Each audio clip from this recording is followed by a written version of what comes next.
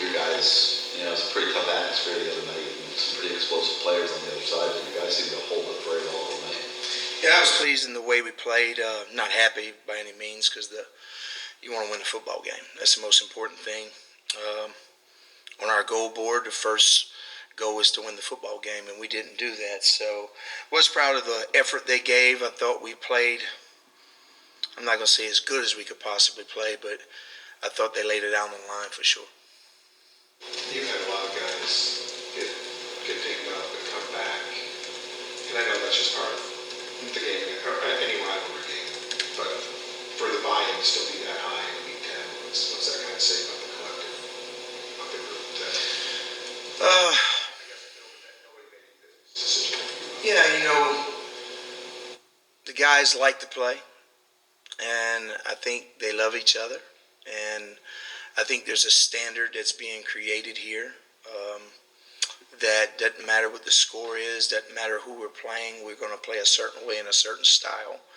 So every week they kind of reset, and they've done everything I've asked them to do, and we've had to switch defenses halfway through a season because of injuries, and they've bought in.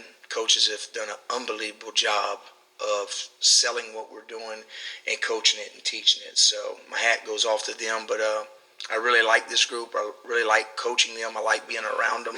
So it's been a good year for us, but we still got a couple games left.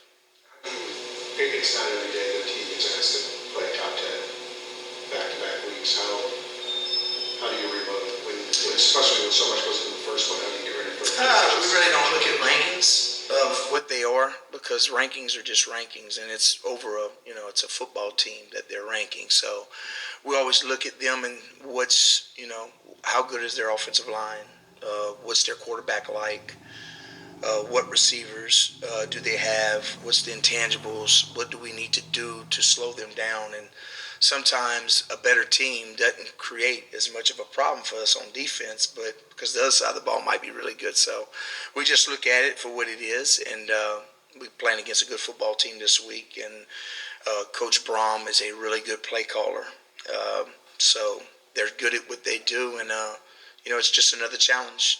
We've been up against a bunch of challenges this year, some really good coordinators, some good quarterbacks, backs, and receivers, so it's just another one that we got to face. Jeff Brom do? You mentioned him. Makes him such an effective play caller and offensive coach because they've kind of flipped things around there pretty quickly. When he was at Western Kentucky, he was really good when he came in.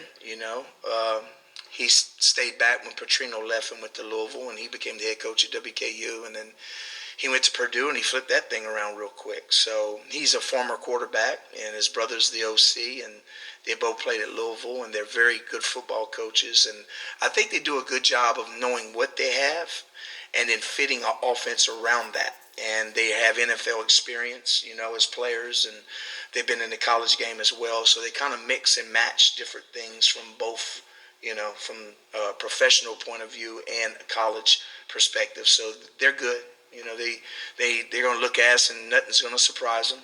So we got to play well. We got to be sound. And the playmakers have got Jawar Jordan at running back and Jamari Thrash at receiver. What have you seen from them on film? Well, this will be my second year in a row against Thrasher. Thrasher was at Georgia State, and he had a good game against us. He's hard to cover. He's quick, very good player, and then the running back's really fast. So, we've got a tall task, and the quarterback gets the ball out on time, and their offensive line is solid. So, it's gonna be tough for us. Your young corners stepped up pretty well. They did. Considering they hadn't really played a ton during the course of the season. Talk a little bit about that. Well, they really fit the game probably better because they were longer. We needed longer guys. It didn't matter how fast you were in that game. You need to have length. And we ended up getting dinged up a little bit, and it kind of presented itself. It was a decision we was going to have to make anyway to go a different direction because just the height of the wide receiver. So I thought the young Brown played extremely well. I thought Richard played well. So those two guys really played good. They'll continue to play this week, of course. But I was proud of them. Big game, big moments, and they didn't really blink. Even on the one Coleman caught after the punt return, Brown was right there. He looked back for the ball. He fought him a little bit. But I mean, that's It's a really good football player he's going against, possibly the best wide receiver in the nation. So I was proud of both of them. How has Ruben progressed from start of spring, start of summer to now? Because it just seems like there hasn't been, I'm sure he's played more plays. I don't know how many played. It seems like, I'm sure he's played more plays this year than he played in high school. So, and it just seems like he's still, we haven't seen a drop off.